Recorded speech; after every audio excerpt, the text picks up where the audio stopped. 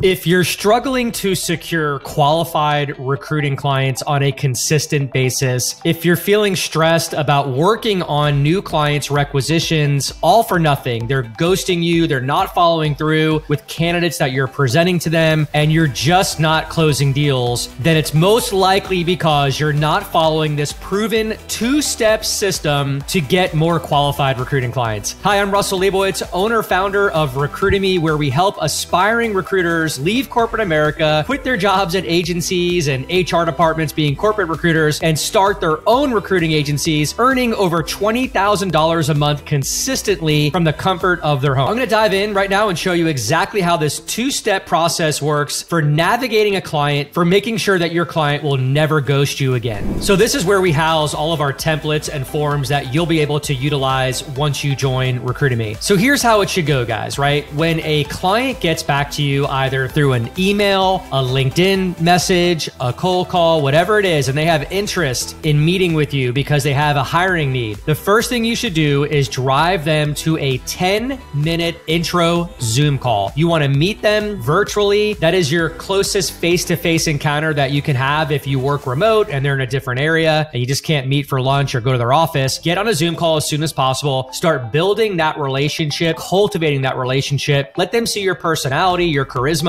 That's very crucial to maintain really good relationships with clients and candidates as you grow your new recruiting business. All right, so you want to get down to the point where whatever calendar service you're using, and by the way, our applicant tracking system can give you calendar links, you want to customize it to where it says 10-minute intro call. That should be the psychology behind the first step, right? So you go to that Zoom call, and here's the idea, guys. This is the first step in the journey of bringing your client to closure. This is going to be a 10-minute call. Hey, Bob, it's great to meet you here on Zoom. It looks like you have a hiring need. I'm really excited to learn more about this. So here's how I would like for this call to go. I have a hard stop in 10 minutes and I want to respect your time as well. I'd like to explain to you how we operate, how our system works. Most importantly, get a very good idea if your requisition is qualified to use someone like me. And let's see if the stars align for us to move forward to the next step, which would be our discovery call on a different day and time that we can agree towards. Does that sound fair, Bob? And let Bob answer, right? So chances are Bob will say, great, yeah, what do you got, Russ? Okay. And at that point, what you want to do is maybe exchange very minimal pleasantries, right? But get to the point. So Bob, it looks like you're looking to hire a project engineer, and that's fantastic. That's right in our wheelhouse. We've been working in wireless for 20 years. But I really want to find out from you on this 10-minute Zoom is a couple of things. Number one, has this requisition been approved to use a third-party agency recruiter like myself? And let them answer that and let them speak, all right? So you're going to find out maybe Bob's just fishing around right now. He hasn't brought it up his chain of command internally at his company, and that's a red flag. That's a requisition that you do not want to work on yet. Other good questions to ask would be, Bob, are you using any other recruiters right now to assist you in filling this role, or am I the first recruiter that you've spoken to? Get an idea if you can have the exclusive. Maybe Bob might have an email list of 100 recruiters that he's going to blitz this rec out to, and again, another red flag. You don't want to compete with other recruiters and have internal equity wars and you guys are posting the same job ads. You want to go for exclusivity with recs that you get, especially with new clients. Another great question I love to ask would be, Bob, on a scale from 1 to 10, 10 being the most urgent for you, where do you rate this hiring need, this requisition?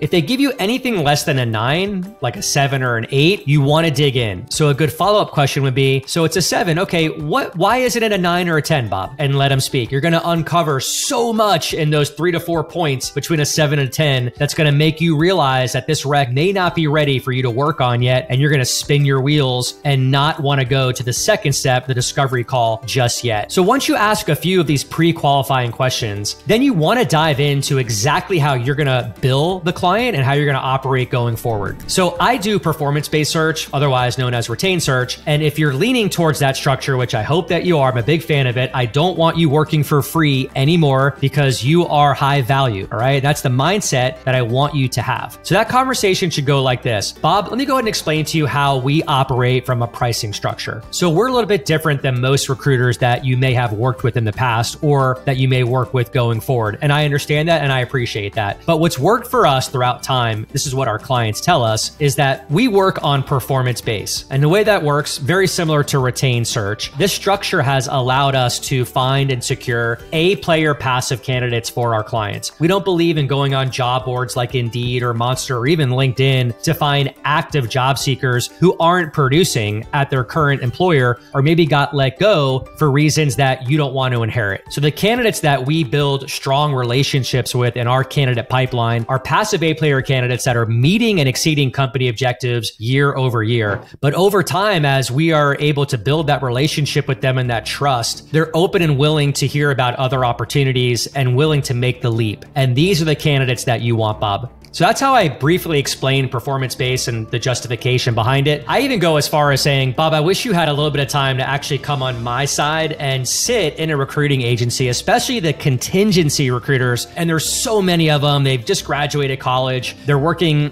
at agencies, getting trained to basically take everybody's hiring need and requisition and work for free. And what they do in the morning, they come in, they have a meeting, and they have all these companies on their whiteboard. There could be like 50 or even 100 companies of recs that they're working on, and you're never their priority because you haven't paid them anything. So they're going to decide on a Tuesday or a Wednesday whose business they should focus on. Bottom line is you're not their priority because they may have another client that's paying them more money, more percentage. It benefits them to close that requisition before yours. But with performance-based search, you're our priority. Our recruiters are invested. They know that they received a payment up front from you. They know you mean business, and your sense of urgency is very heightened. So how it works, very simple. I don't really know what that rate's going to be just yet. Guesstimation, 25 to 30% of salary. But until we do the discovery call is when I can actually send you a customized proposal. And we collect a third of that fee on day one before the search commences. But here's the best part. You don't pay us a penny until we present 3 vetted, secured candidates to you on a shortlist form. And when you agree that you want to interview at least one of those 3 candidates, that's when the second invoice will go out to you. And the final and third payment will be due on the first day of hire when that candidate sits at your place of business or starts working on day one. Bob, does that sound like a fair structure? And are we able to move forward to the discovery call here? That's it, guys. Let them talk. They're going to tell you an adamant, no way. I would never pay a recruiter on day one. I don't understand that. That's not for us. A lot of instances, guys, I actually reject more business than I take because I already know what's going to happen. That's going to be a nightmare for us. We're going to put so many hours into this client's business. They're working with other recruiters. They're scattered. They're not organized. I don't want that business. I call that B-rated business, right? There's better recs to get out there, guys. Just do the filtering, do the sorting, use tools that we can show you to automate your sales and marketing efforts to sift and sort and filter through the tire kickers and the ones who really appreciate you and will have a strong partnership with you and will follow through, and you'll be able to close more deals. If they say that that sounds good and reasonable, fantastic, Bob. Let's go ahead and get the discovery call in the books right now. It's going to take about 30 to 45 minutes. I would also ask that you bring any and all stakeholders, decision makers to this discovery call. I've got a very strategic list of questions that I want to ask you and your team. And then from there, I'll be able to architect a customized proposal for you with everything outlined, terms, conditions, your fixed rate. And I know you're going to be very impressed after you receive our custom proposal. So Bob, does tomorrow work for you at 4 p.m. Eastern? I have availability then. That's it, guys. That's how it should work. That is your 2-step process for holding your client by the hand, being authoritative, being confident, bringing them along your journey, not their journey, and keeping them on the path to closure. And so when you get to the discovery call next day, you're going to have this form right here that we give to our membership base. You can go ahead and access it, download it, have it right here. And this is the form that you're going to want to follow. It's amazing. It gets your client talking. It shows that you're an expert in your field. It's a very consultative approach, and you always want to be impressing your client and always be closing. And these questions right here will help you do that. So there you have it, guys. If this helped you in any way, please go ahead and smash the like button above. And please schedule a call with us if you're struggling with getting qualified clients and closing more recruiting business. This is not an easy thing to do. I can feel your pain. I can feel the frustration. We have a remedy for you. We have the medicine. It's working for so many members right now. And we'd love to meet with you and give you a demo and show you how this can work for you.